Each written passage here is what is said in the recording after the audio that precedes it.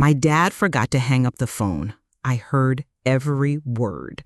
She's a burden, a mistake. We should have left her at the hospital.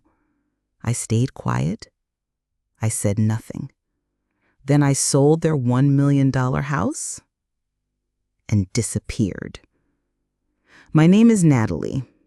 I'm 26 years old, and I used to believe I had a good family.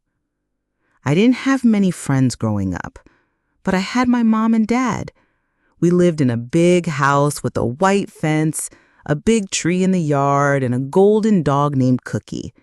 I thought we were happy, even when they didn't hug me much, even when they rolled their eyes when I talked too long, even when they called me too sensitive or too slow.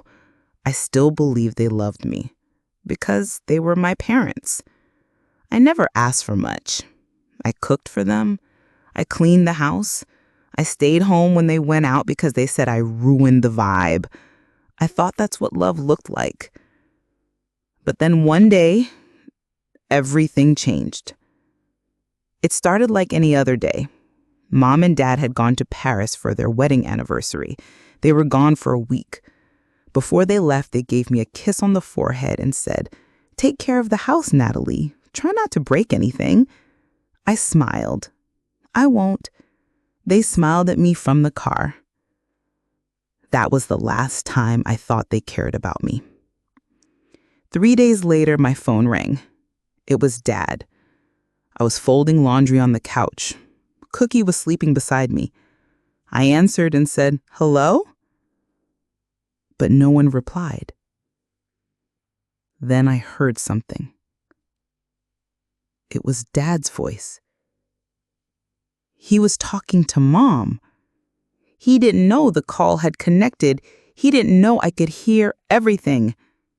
"I'm just glad we're finally away from her," Dad said. "Honestly, she's such a burden. I'm tired of pretending. Sometimes I wish we had just left her at the hospital."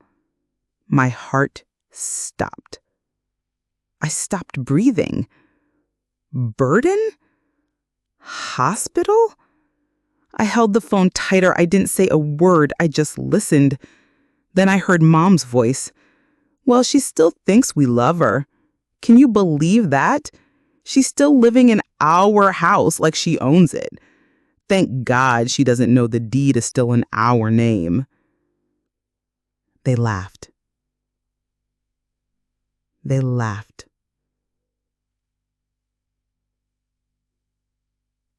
I didn't cry at first. I just sat there, frozen, like someone poured cold water all over me.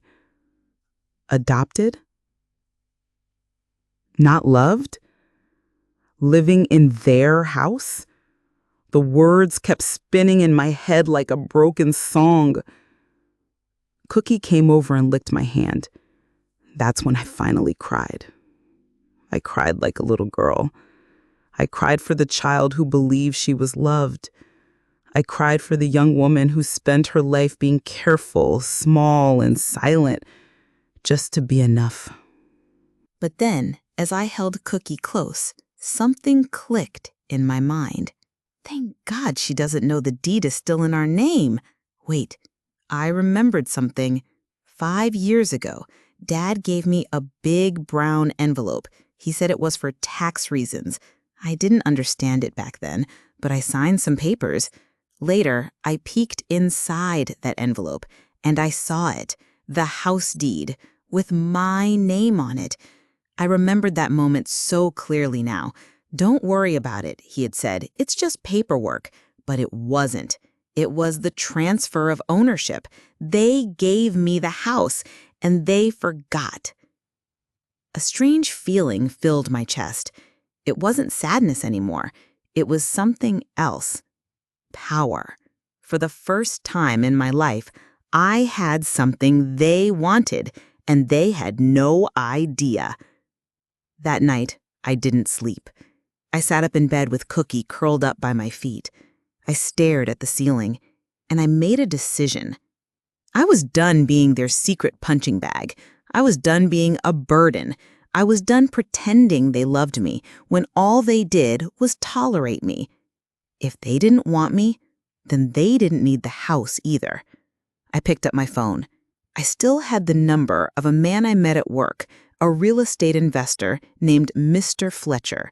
He once said, "If you ever want to sell that house of yours, let me know. I'll pay cash."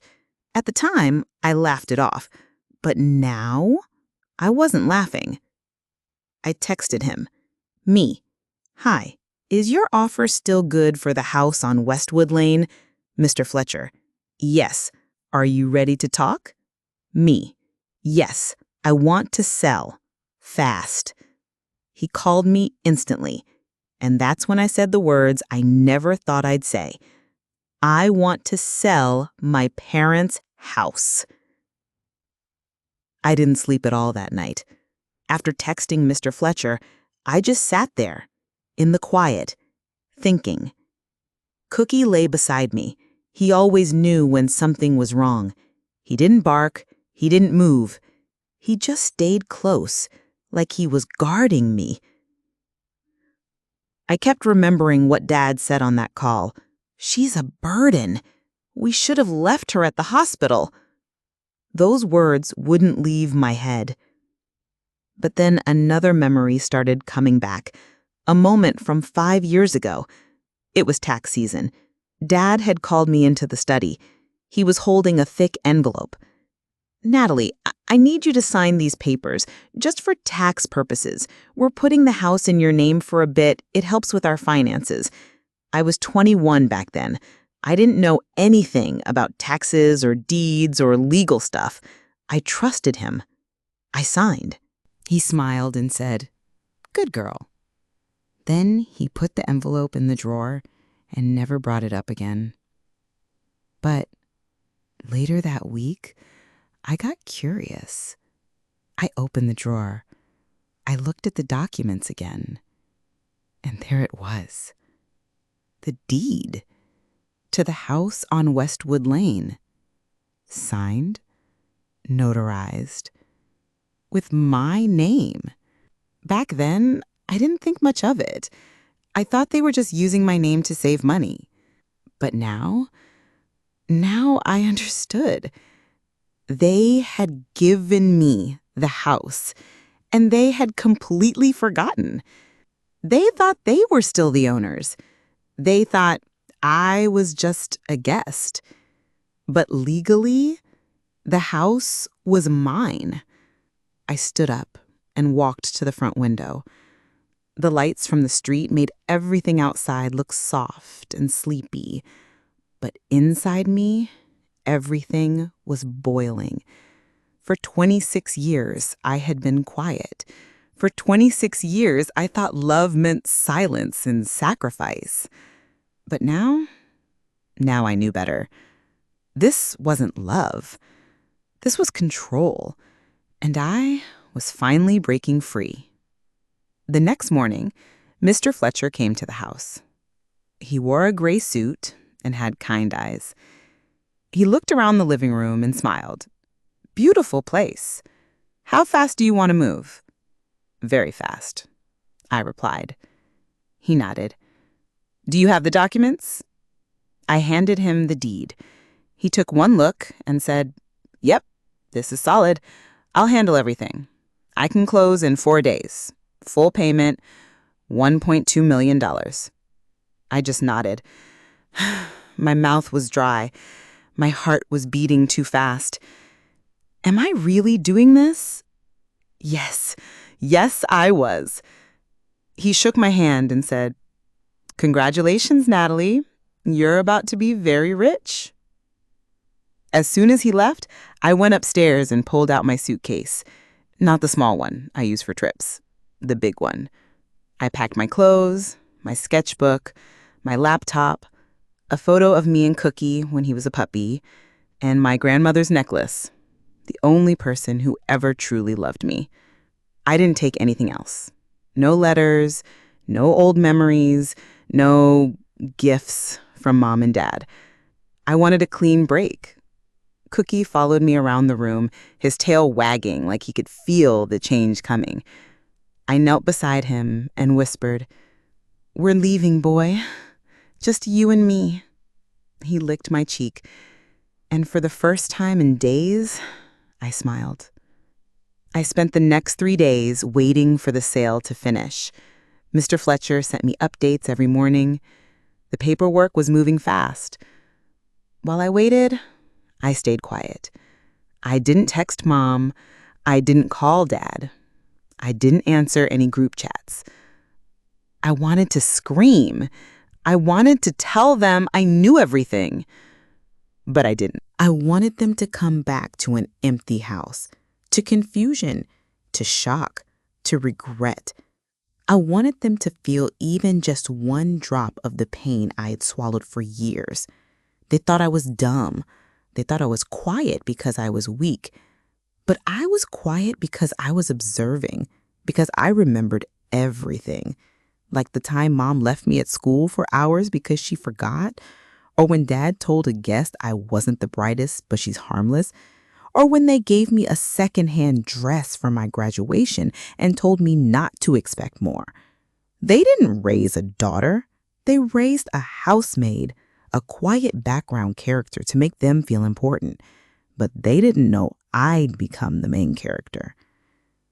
On the 4th day, I got the text. "Mr. Fletcher, all done, money wired, keys handed to new owners. Congratulations, Natalie." I stared at my phone. Then I looked around the house. The big staircase, the chandelier, the family photos on the wall, the kitchen where I used to make tea for Mom every morning. Gone. All of it. Gone. I picked up my bag, called Cookie, and we walked out the door. I didn't leave a note. I didn't leave a trace. Just silence. The kind of silence that screams, louder than words ever could. As I walked away, I didn't feel sad. I felt free, like I was finally myself for the first time ever. The morning I left didn't feel real. I stood outside the house one last time. The sky was soft and gray. The air smelled like rain. Cookie wagged his tail beside me, waiting to jump into the back seat. I looked at the white fence, the tall oak tree, the porch swing. That house had seen every version of me. The shy little girl, the teen who cried herself to sleep, the young woman who tried so hard to be loved. But now, that house no longer owned me. I took a deep breath, opened the car door, and got in. "Goodbye," I whispered. And then I drove away. The drive took 9 hours. I didn't stop except to give Cookie water. I turned off my phone. No GPS, no music, just me, the road, and the sound of rain tapping on the windows. I didn't want to think, because if I thought too hard, I might turn back, and I couldn't. I wouldn't. This wasn't just revenge. It was survival. By the time I reached the coast, the sun was setting. I pulled into a quiet little neighborhood with colorful houses, palm trees, and a salty breeze. The building was cream-colored with blue shutters and a small balcony that faced the ocean. I had rented it 2 days before, using a fake last name. The landlord didn't ask questions, just handed me the key and said, "Welcome home." Home. What a strange word. I had never really known what it felt like. Until now. I carried my suitcase up the stairs and opened the door. The place was small but beautiful. Light wood floors, white curtains that danced in the wind, a little kitchen with shiny counters, and the sound of the ocean right outside. Cookie ran in and barked happily. He spun in circles like he already loved it. I laughed, really laughed for the first time in months. "We made it, Cookie," I said. "We're free." That night, I sat on the balcony with a blanket wrapped around me. I watched the waves crash under the moonlight. I held a mug of tea in my hands and let myself cry. Quiet, happy tears this time. I wasn't rich yet. I wasn't famous. But I was finally mine. No more begging to be seen. No more shrinking myself. No more walking on eggshells.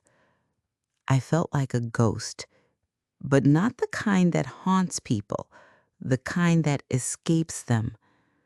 And far away, in another part of the world, my parents were getting ready to fly home. Still smiling, still clueless, I played the voicemails again and again. Not to be cruel, but to remind myself why I left. This wasn't revenge for one phone call. It was justice for years of being invisible. I remembered being 9 years old, crying because I lost a school competition, and Mom saying, "Why are you so dramatic? No one likes a crybaby." I remembered being 16, asking Dad if I could study art, and he laughed and said, "You? You can barely draw a stick figure." I remembered birthday parties with no cake, dinners where I wasn't allowed to speak, family trips I was never invited to. I had been erasing myself for years, and now I was erasing them from my world. Later that evening, I went for a walk by the beach. The sky was pink and gold. Children were playing in the sand. Couples held hands. The wind felt soft against my skin. I smiled at strangers. No one knew me here. No one had expectations. No one saw me as a burden. I was just a girl with a dog and a secret. And I liked it that way. Back at the apartment, Cookie jumped onto the couch and fell asleep. I looked at my phone again. More messages. This time, softer ones. From Dad. "Natalie, please, we didn't mean what we said. We were just venting. We were tired, stressed. Just call us. Let's fix this." From Mom.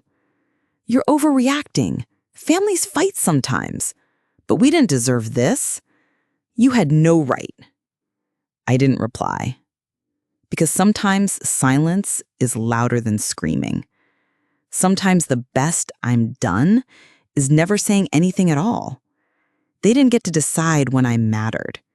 They didn't get to insult me one day and beg the next. They didn't get to play parents anymore. I looked out the window at the ocean again. The waves kept crashing. The stars were shining above me.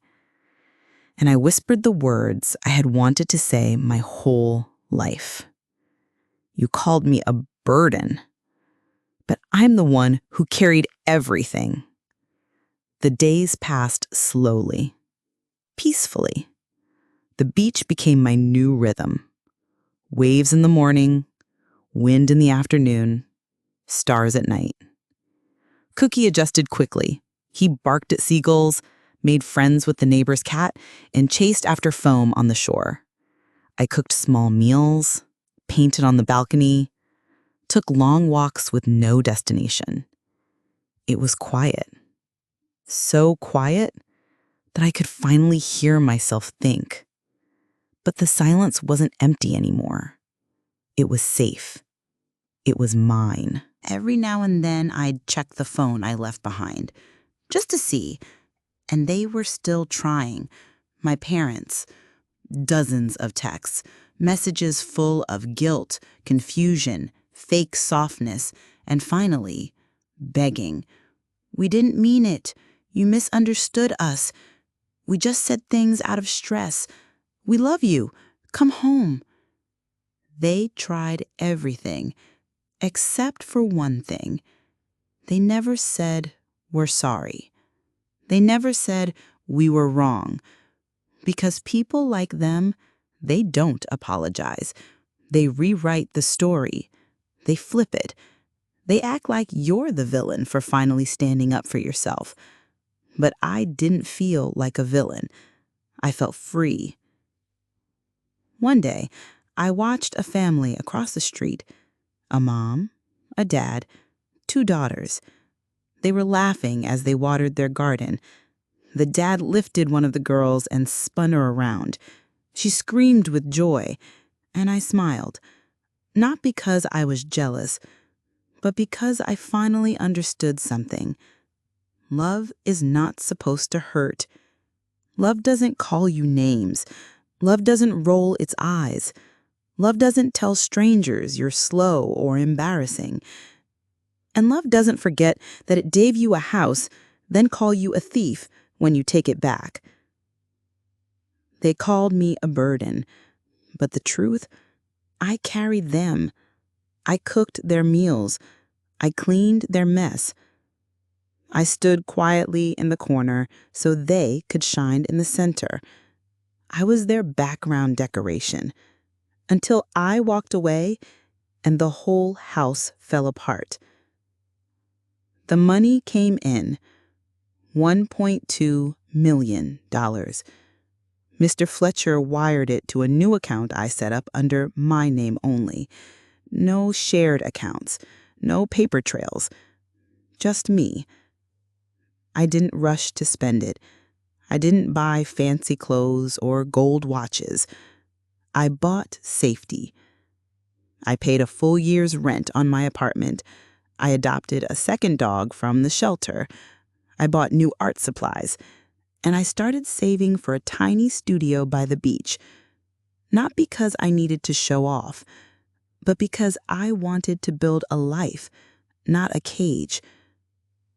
For the first time ever, my life didn't revolve around trying to please people who would never be pleased. It revolved around peace. One night, I opened a blank page in my sketchbook and wrote something. What happens when the burden walks away? What happens when the quiet one disappears and takes the house with her? It made me laugh. Not a bitter laugh, a light one. Because this wasn't just about them anymore. This was about me, my life, my freedom, my voice. A few weeks later, I received one final email from my mother. Subject line, "Please just explain." Inside, she wrote, "Natalie, we don't understand what happened. We came back and everything was gone. The house, you. We thought everything was fine. If we said something wrong, you should have told us. Selling the house without talking to us, it's not fair. It was still ours. Please, let's fix this." There it was, the final piece. They still didn't get it. They didn't realize the house was never truly theirs because they had already sold something far more precious, me. They sold their daughter for the price of comfort, of ego, of reputation. I didn't reply to the email. I didn't type a single word, but I opened a new note on my phone and wrote, "I am not your burden. I am not your maid. I am not your shame. I am not coming back, and I am not sorry." Then I closed the app and went outside to watch the sunrise. That morning, I made a promise to myself. No more trying to fix people who broke me. No more shrinking. No more second chances for those who never gave me a first one. I wasn't going to be the quiet girl anymore. I was going to be the ghost they'd never stop searching for, but would never find. Now, when I walk by the ocean, I hold Cookie's leash in one hand and a coffee in the other. I pass people laughing, singing, living, and I think, so this is what it feels like to be light. No chains, no guilt, no noise in my head telling me I'm not enough. Just me, Natalie, alive, happy, whole. And far away, in a town I'll never visit again, two people sit in a house they no longer own. They flip through old photos. They ask each other where it all went wrong. They wonder how they lost control. And maybe, just maybe, they hear my voice in their minds. You called me a burden, so I became a ghost with your million. What do you think about this story? Let me know in the comments. Don't forget to tell me where you are watching from.